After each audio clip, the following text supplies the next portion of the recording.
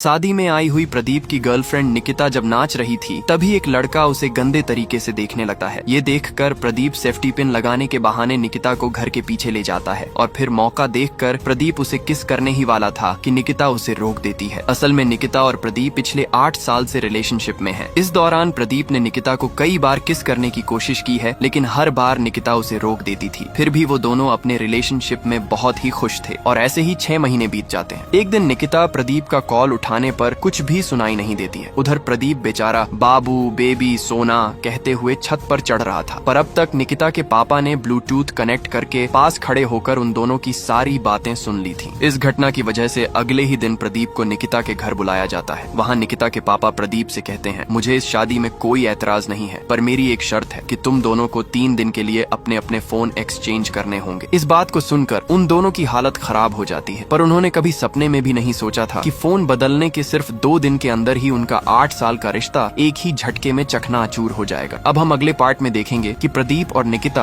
आखिर अपने रिलेशनशिप। निकिता और प्रदीप की फोन एक्सचेंज हो जाने की वजह से दोनों बहुत ही घबरा जाते हैं कि कहीं एक दूसरे के सीक्रेट सामने न आ जाएं। लेकिन कुछ देर बाद वैसा ही होता है। निकिता के फोन पर किसी मामा कुट्टी नाम के बंदे का मैसेज आता है, जिसे देखकर प्रदीप उसके साथ चैटिंग करने लगता है और सामने वाला मामा कुट्टी बाबू सोना करते देख प्रदीप पूरी तरह हैरान हो जाता है, क्योंकि उसे पता चल जाता है कि अब तक निकिता उसे छूना लगा रही थी। अब ऐसे ही प्रदीप निकिता बनकर उसके साथ चैटिंग करता है, पर मामा कुट्टी बेचारा निकिता समझकर हर एक बात बताने लगता है। अब उसकी ये बात सुनकर प्रदीप डायरेक्ट निकिता को कॉल करता है। पहले तो वो उससे बहुत ही अच्छे से बात करता है, जिसे निकिता भी समझाने लगती है कि वो मेरा पास्ट है। फिर प्रदीप उसका सारा पोल खोल देता है और कहता है, लोगों के सामने तो तुम मुझे अपना बॉयफ्रेंड बनाती हो, लेकिन प्यार किसी और से करती हो। प्रदीप की बात सुनकर निकिता कहती है, देखो ऐसी कोई बात नहीं है, मेरे अंदर बस तुम्हारी ही फीलिंग्स हैं, बाकी किसी की नहीं। वो मेरा बीता हुआ पास्ट है। ये सुनकर प्रदीप कहता है, देखो तुम मुझसे झूठ मत बोलो, मुझे तुम्हारे बारे में सब कुछ पता चल चुका है। तभी निकिता ये सुनकर फूट फूट कर रोने लगती है और प्रदीप को सच क्या है समझाने लगती है। लेकिन प्रदीप का निकिता पर से पूरा भरोसा उठ जाता है, जिससे वो तुरंत फोन कट कर देता है। अब प्रदीप निकिता के घर आ जाता है और उसके पिता के सामने निकिता का सारा काला करतूत बताने लगता है। इसके बाद उनसे ये भी कहता है, आपकी बेटी ने मेरे अलावा और भी कई आशिक बना रखे हैं। प्रदीप की बात सुनकर निकिता के पापा थोड़ी देर सोचने लगते हैं। फिर प्रदीप उन्हें कहता है, अगले 4 दिन तक निकिता का फोन मेरे पास ही रहेगा और बदले में आप मेरा फोन निकिता को दे सकते हैं। पर निकिता ऐसा करने के लिए सहमत नहीं थी। तभी निकिता के पापा उसको बगल वाले कमरे में ले जाते हैं और निकिता से प्रदीप का फोन ले लेते हैं, जिसमें वो हिस्ट्री चेक करने लगते हैं। लेकिन प्रदीप जानबूझकर पहले ही सारा डेटा डिलीट कर दिया था। तभी निकिता के पापा निकिता से कहते हैं, इसके फोन में हम व्हाट्सएप इंस्टॉल करके बैकअप रिस्टोर करेंगे, जिससे हमें प्रदीप का भी सच्चाई पता चल जाएगा। ये सुनकर निकिता हैरान हो जाती है। फिर बाप बेटी प्रदीप के पास आते हैं और निकिता के पापा कहते हैं, तुम्हारा शर्त मुझे मंजूर है। इधर निकिता व्हाट्सएप बैकअप रिस्टोर कर लेती है, जिसे देख प्रदीप की हालत खराब हो जाती है। फिर सुबह निकिता उसका व्हाट्सएप चेक करने लगती है और देखती है कि प्रदीप तो कई सारी लड़कियों के साथ बात करता है। ये सब देखकर निकिता पूरा भड़क जाती है और प्रदीप को कॉल करती है और उसे खूब डांटती है। नेक्स्ट पार्ट के लिए अब प्रदीप की भी सारे काले करतूत के बारे में निकिता को पता चल चुका था और निकिता प्रदीप को फोन पर डांट कर उसे परेशान कर दिया था। इसीलिए प्रदीप दिमाग को ठंडा रखने के लिए सिगरेट मारने लगता है। अब ऐसे ही लड़ाई झगड़े में कुछ दिन बीत जाते हैं, लेकिन निकिता भी थोड़ा परेशान होने लगती है, कहीं प्रदीप के साथ उसका ब्रेकअप न हो जाए। इसी बीच निकिता का एक वीडियो भी वायरल हो जाता है, वो भी निकिता का एक पर्सनल और प्राइवेट वीडियो। ये वीडियो देखते ही देखते प्रदीप और उसके बाकी दोस्त तक भी पहुंच जाती है। यहाँ तक कि उसके पिता भी वो वीडियो देख लेते हैं। पर निकिता को कुछ भी समझ में नहीं आ रहा था कि आखिर यह वीडियो वायरल किसने किया। ये देखकर निकिता तुरंत अपने दोस्त को फोन करता है और इस वीडियो को किसी भी तरह डिलीट करने की मदद मांगता है। तभी इतने में ही उसका पापा आकर गुस्से में उसे डांटने लगते हैं, पर निकिता उनको समझाने की कोशिश करता है, लेकिन उसका पापा कुछ भी नहीं सुनते हैं। फिर उसे भला बुरा सुनाकर वहाँ से चले जाते हैं। अब निकिता इस बात को बर्दाश्त नहीं कर पाती है और रोते हुए घर से निकल जाती है। कुछ देर बाद निकिता का बहन प्रदीप को कॉल करके सारी बात बताने लगती है कि निकिता घर पर नहीं है, वो यह वीडियो देखकर कहीं चला गया है। मुझे तो बहुत ही डर लग रहा, वो बहुत परेशान है, कहीं वो कोई गलत फैसला न ले ले। अब नेक्स्ट पार्ट में हम देखेंगे अब निकिता उसके पापा से डांट सुनने के बाद अकेले कहीं घर से निकल गई थी। इसी वजह से उसकी बहन प्रदीप को कॉल करके सारी बात बताने लगती है। प्रदीप अपने दोस्तों से कहता है, तुम लोग निकिता के सारे दोस्तों को कॉल करके उसका पता लगाओ, मैं उसे ढूंढने जा रहा हूँ। अब प्रदीप उसे हर जगह ढूंढने लगता है, लेकिन निकिता का कोई भी पता नहीं चलता। कुछ देर सोचने के बाद प्रदीप को ख्याल आता है कि कहीं वो हमारी फेवरेट जगह पर तो नहीं है, जहाँ हम दोनों मिलने खेलने जाया करते थे। इसीलिए प्रदीप बाइक स्टार्ट करता है और तेजी से वहाँ जाने लगता है। जब वो वहाँ पहुँचता है तो देखता है कि निकिता वहाँ अकेले बैठी हुई है। ये देखकर प्रदीप की जान में जान आती है और वो निकिता के पास जाकर बैठ जाता है। निकिता उसे देखती है तो रोने लगती है। प्रदीप उसे चुप कराता है। उधर प्रदीप के दोस्तों ने भी निकिता का फेक वीडियो बनाने वाले को पकड़ लिया था और उसके मुंह से सारी सच्चाई उगलवा ली थी और ये वीडियो उन्होंने प्रदीप को भेज दिया था। जब प्रदीप के पास ये वीडियो पहुंचता है तो वो वीडियो निकिता को दिखाता है, जिसे देखकर निकिता और भी ज्यादा रोने लगती है और ऐसे ही निकिता और प्रदीप दो